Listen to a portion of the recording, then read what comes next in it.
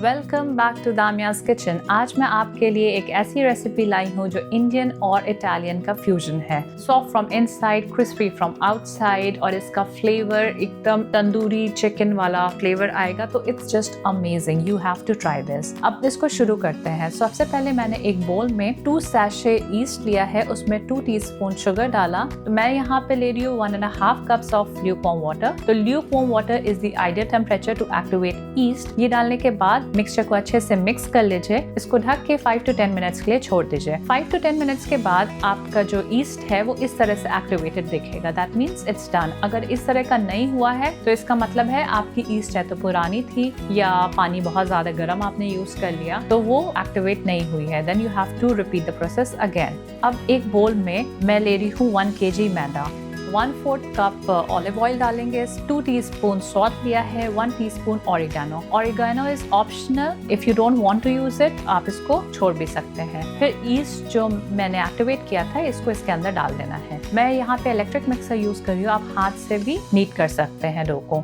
मैं डाल रही हूँ इसमें 2 कप्स ऑफ वाटर। अगर आपको लगता है कि डो बहुत ज्यादा सॉफ्ट हो जाएगा तो 1.5 कप वाटर आप यूज कर सकते हैं। फिर ये डालने के बाद अच्छी तरीके से डो को मिक्स कर लेना है। अच्छा पिज्जा बनाने के लिए hydration is the most important thing. 60% hydration is the ideal for pizza dough.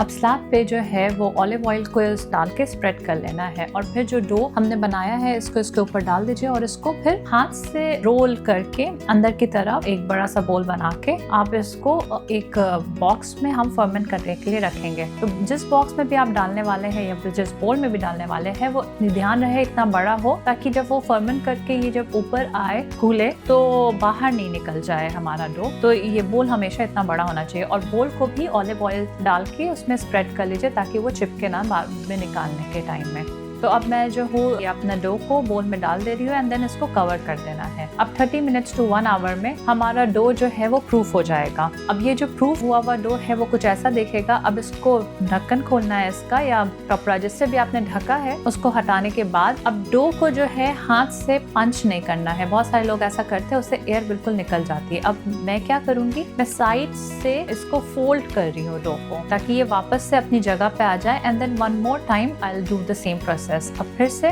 इसका ढक्कन ढक के इसको ½ an hour to 1 hour के लिए इसको छोड़ देना प्रूफिंग के लिए। अब ये देखिए दोबारा से ये वैसे ही प्रूफ हुआ है and this is looking really good. अब मैं फिर से इसको होल्ड कर रही हूँ साइड से डो को। अब मैं इसको 30 मिनट्स रूम टेम्परेचर पे, उसके बाद मैं रेफ्रिजरेट कर दूंगी 24 to 48 आवर्स के लिए। Slow fermentation is the best fermentation. 24 hours to 48 hours is the ideal time to ferment a pizza dough.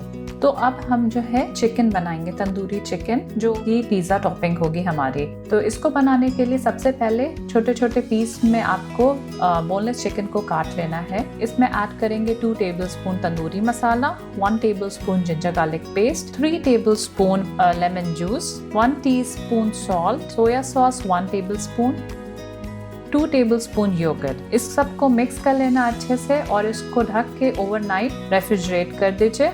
अब हम बनाएंगे अपना मैरिनेटेड चिकन। सबसे पहले एक पैन लेना है, थोड़ा सा फैला हुआ पैन हो तो अच्छा है। उस पैन में डालेंगे 2 टेबलस्पून ऑफ ऑलिव ऑयल। उसको डालने के बाद हम डालेंगे मैरिनेटेड चिकन। तो आंच को यहाँ पे तेज रखना है। फिर चिकन डालने के बाद आंच को कम कर दीजिए, लाइक मीडियम, और फिर चिकन को अच्छे से मिक्स करके उसको ढक दीजिए। ढकने के बाद आप देखिएगा चिकन जो है वो पानी छोड़ेगा, उसी पानी में वो कुक होता रहेगा। तो बीच बीच में आपको ढक्कन खोल के देखते रहना है कि ये पका है कि नहीं।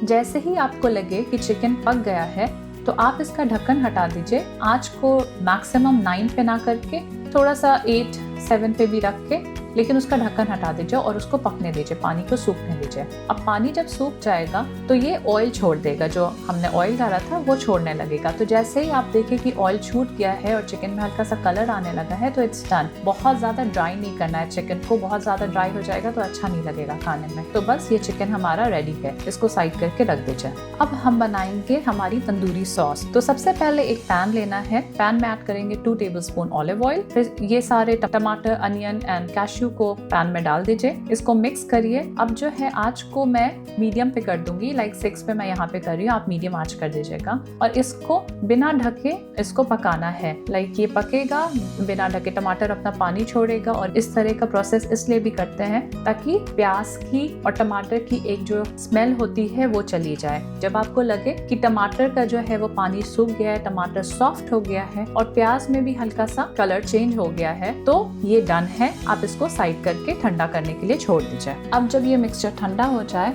तो हम जो है एक पैन लेंगे। पैन में मैं ऐड कर रही हूँ 50 ग्राम्स ऑफ बटर और आंच को थोड़ी सी धीमी पे रखना है, लाइक मीडियम पे, ताकि बटर जले ना। अब इसमें मैं ऐड कर रही हूँ 1 टेबलस्पून जिंजर गार्लिक पेस्ट। इसको मिक्स कर देना है और जो पिसा हुआ टमाटर, अनियन और कैश्यू का पेस्ट बनाया है वो इसमें डाल देना है। आंच को मीडियम पे ही रखना है क्योंकि ये चिपकेगा और ये बहुत उछलता भी है, तो थोड़ा सा ढक के आप इसको वर्क कर सकते हैं। इसमें मैं ऐड कर रही हूँ salt, added according to your taste. फिर इसको मिक्स कर लेना है और मैं इसमें अब ऐड कर रही हूँ 2 tablespoon of tandoori masala.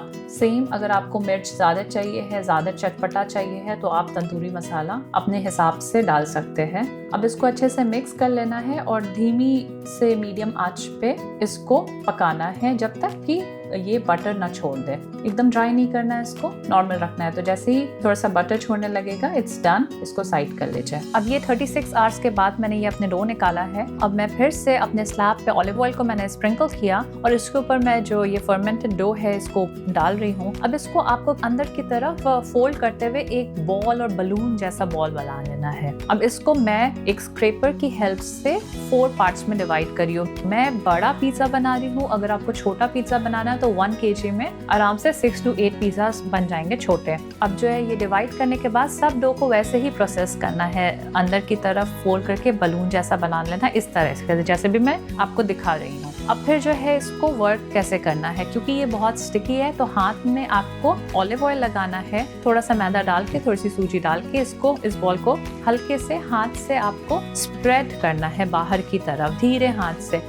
Obviously it will take time. और इसको करने के बाद थोड़ा सा हाथ से लेके, जैसे तंदूरी रोटी बनती है ना, थोड़ी स्प्रेड होती है, उसी तरीके से इसको स्प्रेड करना है। ये करने के बाद आपको जितना बड़ा करना है तो साइड का ध्यान रहे थोड़ा मोटा हो और अंदर का बीच का पतला हो जाए। और इस तरीके से करके बीच में आप चाहे तो फोक से भी होल कर सकते हैं। पिज्जा बनाने से 45 मिनट्स पहले ओवन को प्री हीट करना है फॉर मैक्सिमम टेम्परेचर। अब ये जो पिज्जा मैंने रोल करके बेस बनाया है, इसको बटर पेपर पे ट्रांसफर कर दीजिए और फिर इसमें टॉपिंग्स डालेंगे। तो सबसे पहले मैं पिज्जा टोमेटो सॉस की टॉपिंग डाल रही हूँ। उसके ऊपर मैं ये जो मैंने अभी बनाया है तंदूरी सॉस, उसकी टॉपिंग डालूंगी और इस पे मैं ऐड कर रही हूँ थोड़ा सा, बहुत ज़्यादा नहीं, थोड़ा सा मोज़रेला चीज़। फिर चिकन डाला, फिर उसके ऊपर मोर चीज़ डाली। अगर आप चाहते हैं ऑलिव डालना तो ऑलिव्स भी डाल सकते हैं, थोड़ा सा ऑलिव ऑयल स्प्रिंकल करके ये ओवन में डाल दीजिए।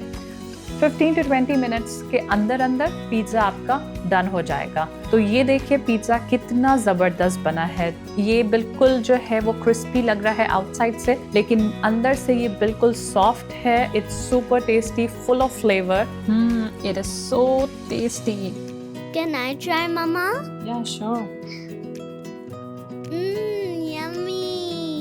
So I am enjoying it. Kids are enjoying it. You also try this. It's very yummy. Try it and tell me in comments how do you like it.